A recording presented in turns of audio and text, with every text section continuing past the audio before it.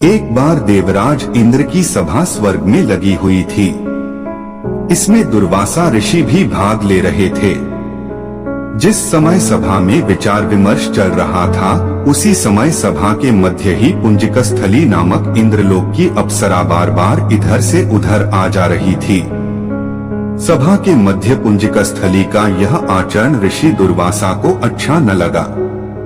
दुर्वासा ऋषि अपने क्रोध के लिए प्रसिद्ध हैं।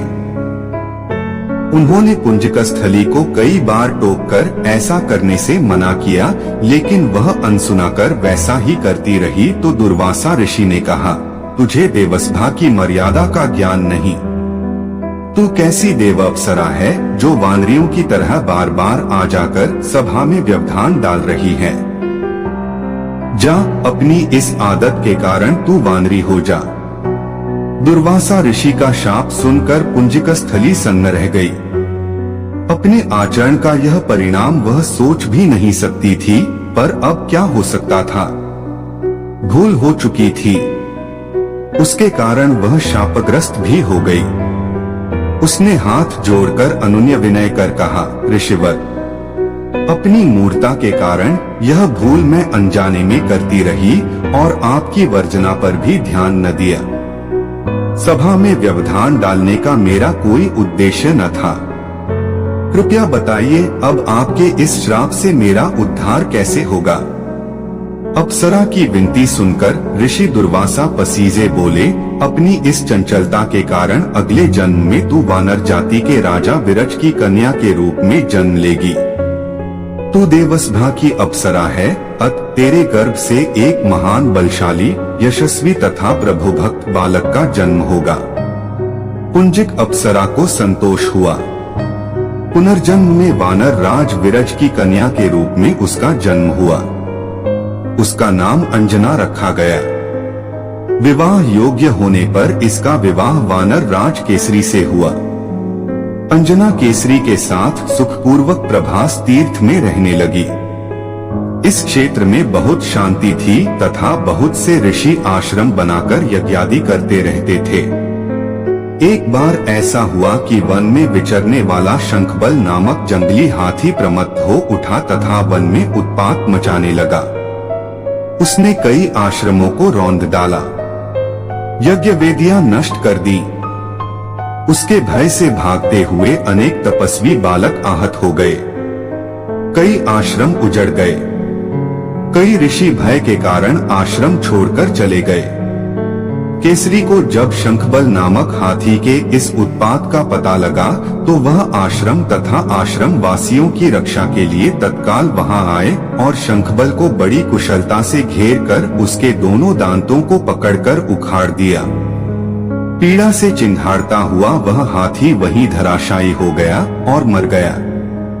आश्रम की रक्षा के लिए उनके अचानक पहुंचने तथा हाथी को मारकर आश्रम वासियों को निर्भय कर देने वाले केसरी का ऐसा बल देखकर ऋषिमुनि बहुत प्रसन्न हुए और केसरी के पास आकर आशीर्वाद देते हुए कहा, वानर राज केसरी, जिस प्रकार तुमने आज हम सबकी तथा आश्रम की रक्षा की, इसी प्रकार भविष्य में तुम्हारा होने वाला पुत्र पवन जैसे वेग वाला होगा तथा रुद्र जैसा महान बलशाली होगा।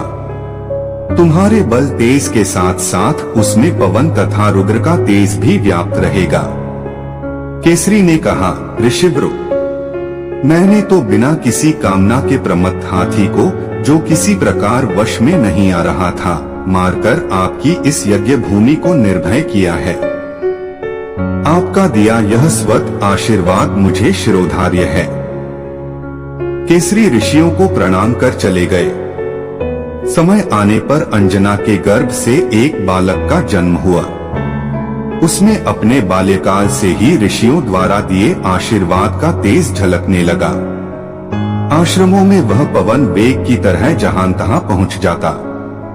आश्रमों में विघ्न डालने वाले वन्य जीवों तथा दुष्ट व्यक्तियों को अपने अपार बल से खदेड़ देता।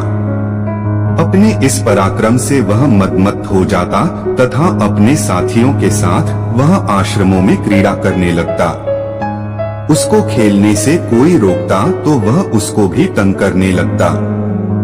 बालक तो था ही, उसके बाल कौतुक से जब ऋषियों को असुविधा होने लगी तथा उनके पूजा पाठ और यज्ञ में व्यवधान आने लगा तो उन्होंने उसके स्वभाव में शांति लेने के लिए आशीर्वाद जैसा शाप दिया कि तुम अपने बल को हमेशा भूले रहोगे। जब कोई तुम्हें आवश्यक होने पर तुम्हारे बल की याद दिलाएगा तब फिर तुम में अपार बल जागृत हो जाएगा। इससे वह बालक शांत स्वभाव का हो गया। केसरी नंदन यह बालक आगे चलकर हनुमान नाम से प्रसिद्ध हुआ। सीता जी की खोज के लिए जब कोई समुद्र पार करने का साहस नहीं कर रहा था और हनुमान भी चुप बैठे थे तो जामवंत ने हनुमान जी को उनके बल की याद दिलाई थी। तब उन्होंने समुद्र पार कर सीता की खोज की। दोस्तों, अगर आपको वीडियो अच्छा लगा हो तो वीडियो को लाइक शेयर करें और चैनल को सब्सक्राइब करें। धन्यवाद।